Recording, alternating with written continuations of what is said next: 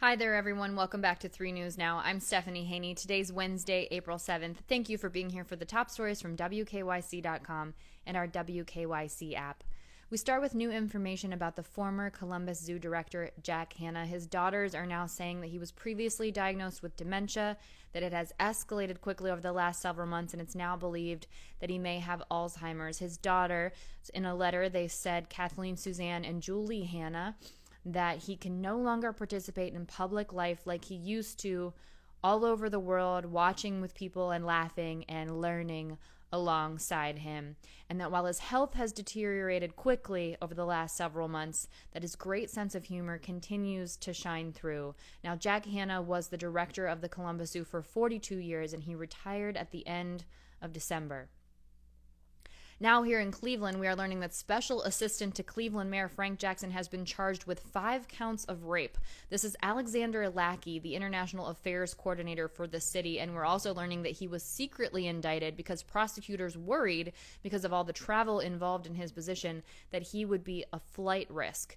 He was indicted by Cuyahoga County Grand Jury last month, and Tyler Sinclair, who's a spokesperson for the Cuyahoga County Prosecutor's Office, told 3 News this about the charges that Lackey faces.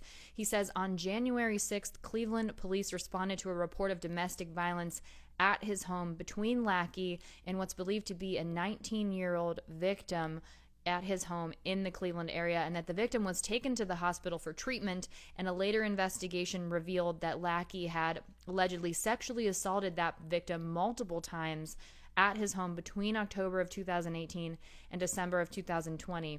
And now he faces charges, 5 counts of rape, 3 counts of sexual battery, and 1 count of domestic violence. That's according to court records, with court records showing that he'll be arraigned on April 13th. The city of Cleveland told 3 News that it was on Monday, March 29th, that Lackey was relieved of duty with pay because of these allegations pending the pre-disciplinary hearing that's scheduled for the week of April 12th. We now have more information about the developing situation out of Rocky River. We now know that 5 Rocky River teachers have resigned and 1 person has retired. This all stems from the investigation that alleged inappropriate conduct related to a student, but it's not exactly what you might think at the start of the situation. So Superintendent Michael Schoaf announced those resignations and that retirement today in a long statement, which is published in full on WKYC.com. And he said during the course of the initial investigation, they learned of and saw a photo of a student fully clothed on a teacher's phone. The photo, which was taken in a classroom, according to the superintendent, was inappropriate enough, those were his words, to cause concern because it violated board policy. Well, because of the thoroughness of the investigation, they then learned that along with those 3 staff members, 2 more high school teachers were involved in an inappropriate text chain regarding staff members. And the text chain between those 5 people, which was private, did not contain photographs of students, and all of those staff members were immediately removed from the campus. 5 of the teachers, out of those 5 teachers, 4 resigned and 1 has retired. And due to the publicity of the situation, Schoaf says that another former student came forward, contacted the Rocky River City School District with concerns about another member of the high school staff and alleged inappropriate communication and contact from before. Now, that 6th staff member was removed from the building and has also resigned employment. Now, last week, Rocky River Police said they were relaunching their investigation after being made aware that there was undisclosed information that might exist indicating criminal activity. This is after they had previously determined that there was not sufficient evidence of criminal activity. And just to remind you how this all started, there was a video of some Rocky River High School teachers having a conversation and including inappropriate comments about a student, referring to possible photos of a student in a text message thread with several other teachers. As we get new information, we will continue to update that on WKYC.com, our WKYC app, and also on all of our TV shows. Now today, the murder trial of Derek Chauvin continues in Minneapolis. It is day 8, and there has been more testimony today. To remind you, Derek Chauvin is charged with second-degree murder, second-degree manslaughter, and third-degree murder in the killing of George Floyd. And this week, the state has brought in its first expert witness from outside the city of Minneapolis, LAPD Sergeant Jody Steiger. Now, Jody Steiger said after watching the video showing Chauvin's restraint of Floyd that the force was excessive in that opinion. For more coverage on this continuing, please go to WKYC.com and our WKYC app. Now let's take a look at the latest COVID-19 numbers. These numbers come from Johns Hopkins University. These global numbers right now, 132,658,720 reported cases and 2,879,979 reported deaths. Now across the U.S., there have been 30,876,041 reported COVID cases and a total of 556,715 reported COVID-19 deaths. In the U.S., we have 4% of the global population, but the most cases and the most reported COVID-19 deaths. We have 23.3% of the reported cases now and 19.3% of the reported deaths. That is down 0.1 percentage point from yesterday. As I was putting this together, we did not yet have the latest numbers from the Ohio Department of Health about the new case count. We will have those on WKYC.com as soon as they're available. But let's take a look at the vaccination picture. Right now, almost 20% of Ohio's population has completely been vaccinated. That's almost 2.3 million people and more than 66,000 people joining that pool of people in the last day.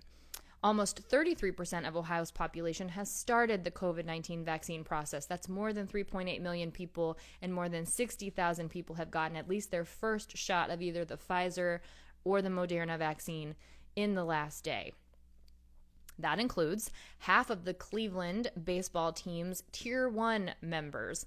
Tito Francona was vaccinated in Arizona during spring training, but on Tuesday, players, coaches, trainers, and some front office members and other members of the team's traveling party were able to get the COVID-19 vaccine. Cleveland Clinic members were able to come to the ball club and do that at Progressive Field on Tuesday. There were also half of the team's Tier 2 members, which are other essential employees, got the vaccine on Tuesday.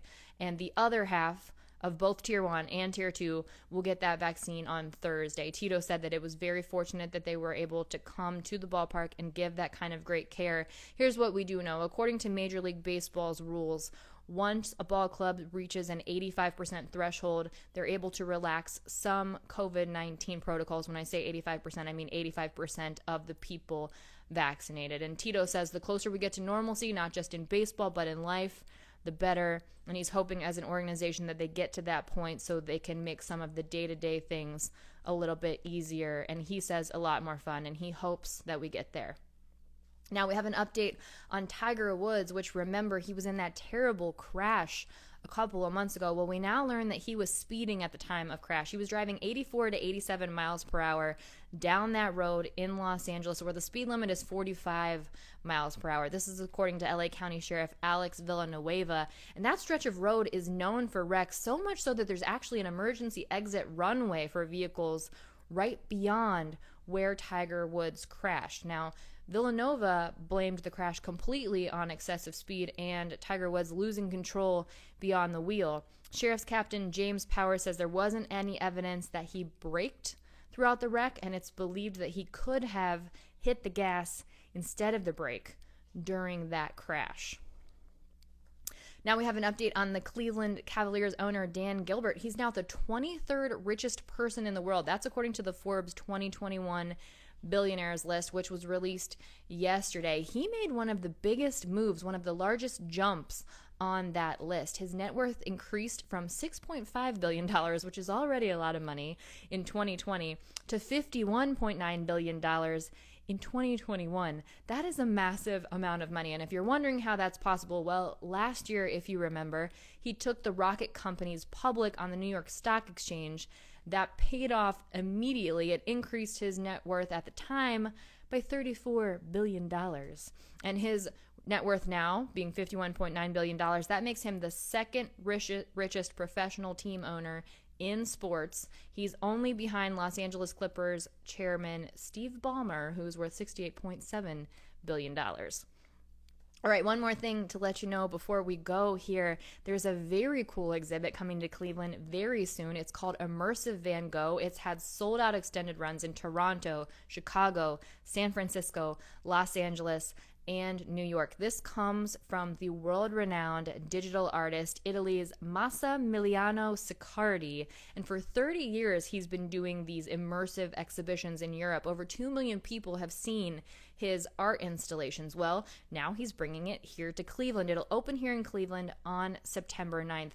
It's 500,000 cubic feet of projections, which are animating work by Vincent van Gogh throughout art displays. There'll be moving images. You'll see brushstrokes, detail, color, really illuminating the Van Gogh experience. It's an hour long. There's timed entry, and it's a walkthrough experience happening here in Cleveland. They've got precautions in place, touchless ticket taking, temperature checks, hand sanitizer stations, social distancing markers throughout the venue, and they'll also be digitally projecting distancing circles on the gallery floors to ensure that people keep appropriate space as they are walking through the exhibit. So, as I said, that opens here in Cleveland on September 9th, and you can get your tickets at vangoghcleveland.com. That's linked at wkyc.com.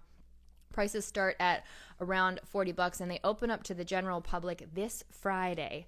Tickets opened up today if you had signed up in advance via pre-sale, so those people were able to get their tickets today, but the general public can get those tickets starting Friday, April 9th, at 10 a.m. So mark that in your calendar. You are also still able to sign up, by the way, to be notified and reminded so you don't miss that window.